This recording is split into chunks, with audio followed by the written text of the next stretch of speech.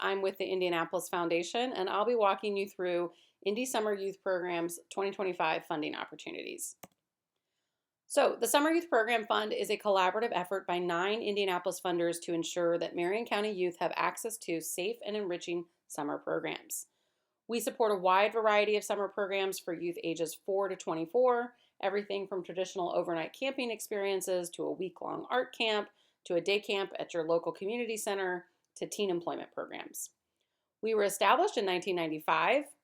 We call the group of programs that are funded by SYPF Indy Summer Youth Programs, and collectively, Indy Summer Youth Programs reach more than 50,000 Marion County youth each summer. There are currently 9 funders participating in Summer Youth Program Fund. We are always on the outlook for news, so this may change between now and the time that we do our allocations. More information about the funders and the funding priorities of each funder is available on our website as well as at the orientation. So how does Summer Youth Program Fund work? In general, everything that we do is designed to make things more efficient and simpler for grant seekers, for grantees, and for funders. You will fill out one common application that all of the funders review. So you don't have to fill out 9 applications, you just fill it out once and all of us see it. Applications are submitted through CICF's Smart Simple online platform, and that means they need to be submitted on time. We'll talk more about that here in a bit. Funders will make grants according to their own criteria, but we do collaborate in the allocations process. So each funder will have its own priorities, and they'll make decisions based on how strongly your programming aligns to their priorities. But we do collaborate because many of us have similar priorities for summer programs, and we want to make sure that we don't have situations where someone gets 200% of their request and someone gets nothing, right? We try to kind of spread the funding around as much as possible. You will submit one final report that all the funders see. That makes things easier for you when it's time to wrap up your summer program. A few other things. There are evaluators that will do site visits, focus groups, and other check-ins over the course of the summer. If your site is selected for a site visit, you'll also get a copy of that site visit report so that you can learn and grow and figure out what you're doing well, what could be better. Those evaluators will also collate all the data from the final reports, and we as funders review that so that we can better plan for the future and understand what's happening during our summer programs. Grantees have access to and are strongly encouraged to get technical assistance, training, and best practices from our friends at McCoy. In the spring, if you are awarded funds, you'll start getting emails from McCoy about once a month. There's all kinds of good information about trainings, sometimes other funding opportunities, and opportunities to network with other program providers. So please don't overlook these resources. They are all designed and intended to help you grow so that you are offering really dynamite programming and that your staff is trained in all of the latest and best practices. So I did mention there are some special funding opportunities that are only available to Summer Youth Program Fund grantees. That includes the Youth Working for Indy grant program, which is administered by McCoy. So again, check those newsletters from McCoy. That's funding to help you pay for summer teen staff, right? So great early job experience for teen workers, as well as an opportunity for you to add capacity to your summer program. Look for that information in the spring after you've been notified that you've gotten funding, but before your summer program starts. And then there are the Lilly Endowment Capital Grants. We'll talk more about those in a minute. But in general, those are due at the same time as your program grant application. So capital grants, you request that in the fall. Your Youth Working for Indy staffing grants, those are available in the spring. So if you're new to SYPF, please know that some programs will receive grants from more than one funder. So you may have your full allocation met, but that may be because you got a couple of smaller grants that total your request. Most applicants will receive some funding. In fact, the vast majority of applicants receive some funding, but only about a quarter of applicants receive their full request. So please keep that in mind, that it's very unlikely that your entire program budget will be met by Summer Youth Program Fund, that you should be planning for additional sources of income for your program. If you are a new program, you may get turned down. That's not unusual, especially if you've never done the program before, because it raises questions about your capacity, right? Like, do they have a track record? Do they have youth that they'll be able to recruit? Do they know how to hire staff? Things like that. But if you get turned down once, please don't be afraid to come back next year when you have more of an established track record. How much can you request? There is no limit, but Summer Youth Program Fund rarely funds 100% of your program budget. So your program budget may cost $50,000, but you may raise, $25,000 of that from fees. I don't know. And then you come to us for the other $25,000. But please keep in mind that last year the average request was about $27,000, but the average allocation was only about $16,000. So again, we are not able to fully fund most requests. Also keep in mind when you're looking at those averages that those include a few very large programs that all-day programs and things like that are really large grants. Most of the grants, I would say, are relatively small. Most of our grants end up under $20,000. A large budget and a small allocation makes funders question viability. So that's a kind of a nudge to you to keep your costs reasonable and not expect the moon. Viability comes into play, if you've requested funding but you only got 10% of your request, will you really be able to do your program as described? And if not, would our funding be better served, more useful to help top off another program so that they are closer to getting 100% of their request met? So please keep that in mind, when you're thinking about the right amount to request. And in general, year over year, funding changes are incremental, not astronomical. We know inflation affects everybody, and we do our best to try to meet that given inflation the last few years. But it's very unlikely that if you've been typically receiving, $10,000 to $20,000, that you're going to start receiving $40,000 to $50,000. So just keep that in mind about what's reasonable and what we can accommodate with the resources that are available. The application will ask you how you plan to adjust if you don't get your full budget met. Knowing that most people do not get their full budget met, we are going to ask you how you plan to adjust if you don't. We also, this year, for the first time, are going to be asking if your request or your program budget, just in general, has increased by more than 10%. What is the reason for that change? That helps us understand what's going on in the sector. This year, applications are opening on Monday, August 19th. They are open for 2 months. They close on Friday, October 18th at 1 p.m. Please pay close attention to the time that the application closes. We do not accept late applications, and that, we do not accept the excuse of I thought it was at 5 o'clock or I thought I had until midnight, because we have these open for 2 months and we communicate very clearly that the applications are due at 1 p.m. You need to please do your best to be mindful of that. We have an orientation, which I'll talk more about in a moment, that is recommended. It's not required to attend. That this year is on Friday, September 6th. So it's after the application is closed, which means you can bring your questions to the orientation and get help. Notifications are the first week of February, so you'll hear from all the funders who plan to fund you during that week, and that allows you plenty of time to plan, hire staff for summer 2025. Payments will go out starting in February through early April. Each funder kind of pays things out on their own timeline, so it can take a few weeks before you get funding, but in general, you should have all the funding. You'll know what you're working with in February, and you should have it all by early April. Programs take place May through August, and final reports are due at 5 p.m. on September 30th, 2025. So, a few things about what we're looking for. First up is credibility. Do you have a track record of doing youth programs? Do you have the ability to recruit youth to your programs? And are you offering a program with clear youth development goals, or are you just doing a series of activities to keep kids busy?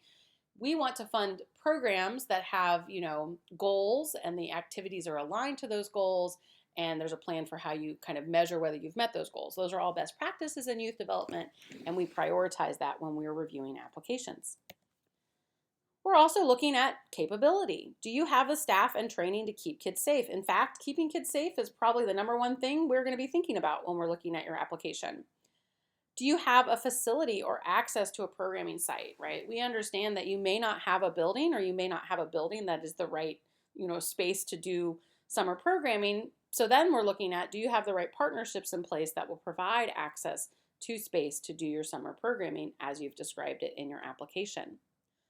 Are there flags in the application that indicate that you may be in over your head, right? We're looking at all kinds of things that tell us whether you've got a plan, whether you've got a team, whether you've got that capacity to do the programming as you describe it. So please, that's why it's important to take it seriously and, cross all your T's, dot all your I's, and really help us understand what's happening in your program. And feasibility. Is your program budget reasonable and researched? We always read your application in a stack of a bunch of other applications, so we get a sense of what things cost, what's reasonable, and we can tell whether you've done any research on your costs. Are your program plans realistic given the constraints of time, budget, staffing, etc., right?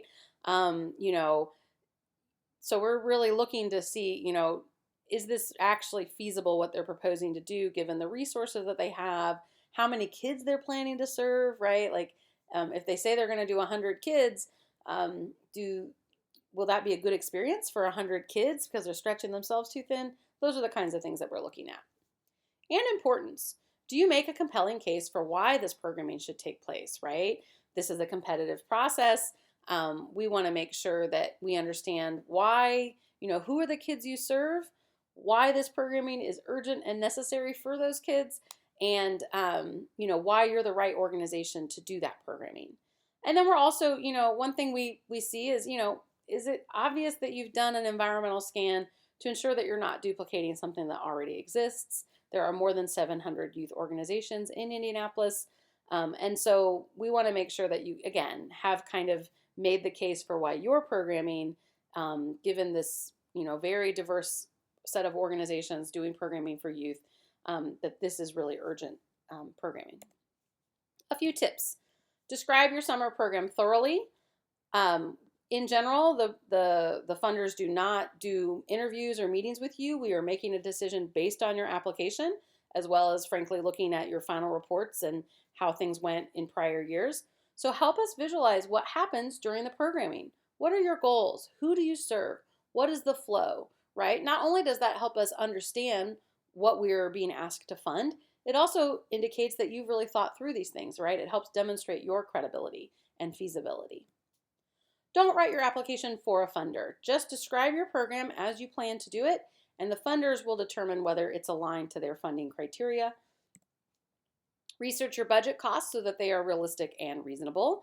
We understand you're doing some level of estimation, but those estimations should be based on realistic costs that show you've done some research. And please don't wait until the last minute, especially to request technical assistance. There are a lot of parts to the application. There are budget tables. There are demographic tables. There are, questions that you need to answer. So if you wait to the last minute, you can run out of time. Or if you wait until the last minute, there may be 500 other people also trying to get technical assistance, and your email may not get answered in time. But again, the application is open for 2 months. So if you wait until the last minute, we see that as a you problem, not an us problem. So I mentioned the Summer Youth Program Fund capital grants that are available from the Lilly Endowment. Here's a little more information about those. These are capital grants for modest capital equipment purchases and projects. So for instance, you may need a vehicle. You may need to replace a fence around your playground. You may want to renovate a classroom space within your building. Those are the kinds of equipment and capital grant projects that are possible through this grant program. These are grants of up to $40,000, right? So you're not going to be able to buy a building. You're not going to be able to renovate an entire building, but you can still do a lot of good for your organization, for your summer program with this grant program. Your request must be tied to your summer program, right? So you need to very clearly show how this equipment or capital project will benefit your summer program. It's not in general a space, if you're trying to renovate, let's say the administrative offices of your building, that's not aligned, right? We're really looking at things that directly tie to the summer program. Only organizations who have received an SYPF grant in 2 of the last 3 years are eligible. So again, and you must be in good standing, and that usually means that you've turned in your prior program and capital grant reports, things like that. There's more information on our webpage about who is eligible, what those criteria are, how to fill out the application, and things like that. So please visit our webpage for more information about the capital grants. And last thing to note is this is due at the same time as your program grant. So this is due in the fall, and you'll get notified in February, and that gives you time to do that capital project before the summer program takes place. There are a few more ways to learn how to prepare your application. So we will be doing orientation on Friday, September 6th. More about that in a moment. On our website, there is a downloadable list of all of the application questions. That way you can prepare everything before you sit down and actually fill it out. There's also a short video about how to access Smart Simple, how to navigate in order to start an application or to find an application you've already started to keep working on it. There's also a short video on how to prepare your budget. We find that a lot of people really struggle with this part of the application. And so we've created a special video rather than include it in this already quite long presentation. There's a separate video on how to prepare a budget. And finally, you can request technical help from grant support at cicf.org. But again, please don't wait to the last minute. We do our best to accommodate those, but this is not 24-hour customer service. And we get inundated with lots of requests at the last minute. So please do not wait. Keep in mind that deadline. You have 2 full months to get help. Now, I did mention orientation. So what will be happening at Summer Youth Program Fund orientation? This year it takes place on Friday, September 6th at a new location, Frederick Douglass Park. We're very excited to be at their family center, which is a new building. It's gorgeous. The main program takes place from 10 to 12. Doors open at 9:30 for breakfast and networking. There are optional workshops from 12:15 to 1. So you're not required to stay. We will ask you to select a workshop when you register so that we can plan accordingly. So there will be a workshop on data collection with the Indiana After School Network. There'll be another on program design with Marion County Commission on Youth. And I mentioned opportunities to get help with your application. There will be a Smart Simple technical assistance session during orientation. So there'll be people there. You can just bring your laptop, sit down, and actually work on things together, get your problem solved right in the moment. Those are not required, but we do ask that you indicate at the time that you RSVP which, if any, of the workshops you plan to attend. In general, during that 10 to 12 block of time, we'll be overviewing Summer Youth Program Fund, talking through any changes to the application, funder priorities, what kinds of training and resources are available, and there will be opportunities to network. We have told every year that that's one of the most valuable parts about orientation. It's the thing that people missed when we were doing it virtually during COVID, right? So we know there's real value in just being in space together with other practitioners. We do ask that you RSVP. Our space is limited to 150. That's still a lot of people, but because of that, it's a slightly smaller space than where we've been the last few years. So we ask no more than 2 people per organization and that you register ahead of time. We'll keep a wait list and we'll release people off the wait list depending on if we have people who don't show. But we encourage you to register ahead of time and please ask no more than 2 per organization. So to wrap us up, 2025 applications are due at 1 p.m. on Friday, October 18th. Late applications are not accepted.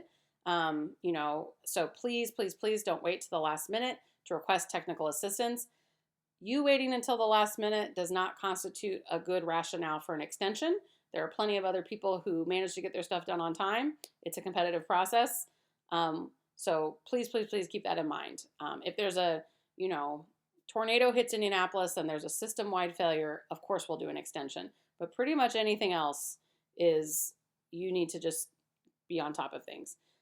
Frankly, being on top of things is one of the ways that you indicate that you will be a good steward of funds as well as able to keep kids safe and healthy during the summer. And in general, please keep your budgets reasonable and don't expect massive increases year over year. If you ever have questions about how to do the budget or what's reasonable request, I am here for you. You can contact me. My information's on the SYPF website. I'm happy to help. And I look forward to learning more about what you plan to do. And I'm very grateful for the service that you provide in our community. Thank you.